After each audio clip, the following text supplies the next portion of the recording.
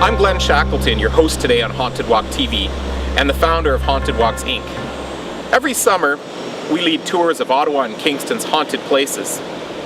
Customers often ask us whether strange or unusual things have happened to us on the tour, and we certainly had our share of stories this summer. Today we'd like to share with you some of the humorous and sometimes scary or difficult to explain things that have happened to us on the tour. And that is where today's episode will begin.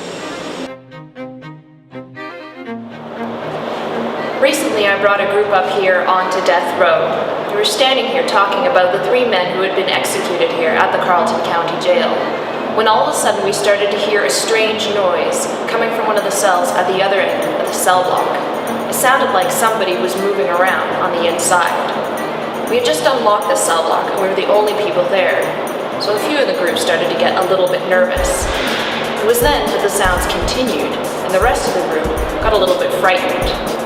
Luckily, there were 2 brave souls in the group who joined me, and we started to walk down the hallway to investigate. We looked in each of the cells along the way, but we didn't find anything, until we came to the last cell where the rustling had been coming from. But yet again, there was nothing there. While the sounds were still continuing, we got out of the building as quickly as possible.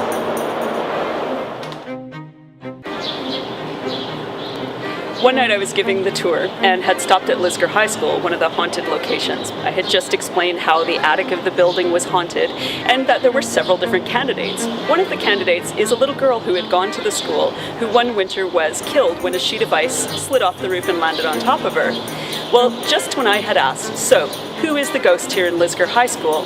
A little girl on my tour, about 5 years old, looking up at the little round window that looks into the attic space, suddenly said, "A little girl." Just like that. But I haven't even told that part of the story yet. So I finished my story. After the tour, her mother and I asked her, well, why did you say that just then? And she said she wasn't really sure, but looking up at that little round window, she thought she could see a little girl standing up there. So that story was definitely a lot more frightening to tell after that experience.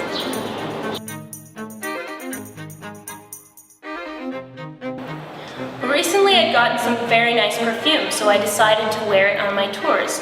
The first night I put it on, I brought the group into the building just like I normally do, and all of a sudden during one of my stories, I felt what felt to me like someone breathing behind my neck.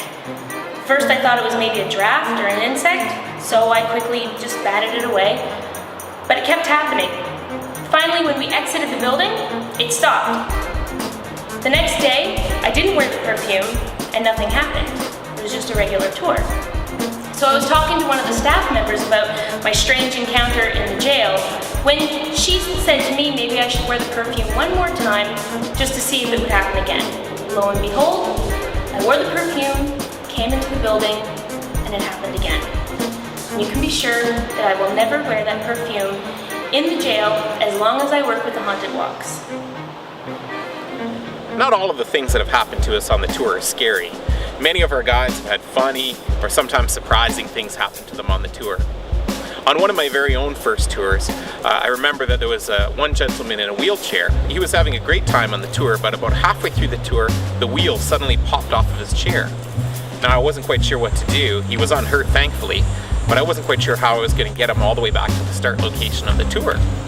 Well, at this point, another gentleman in the group, who was not with this man, stepped forward and asked if this was a Zorkmaster 2000 or something to that effect.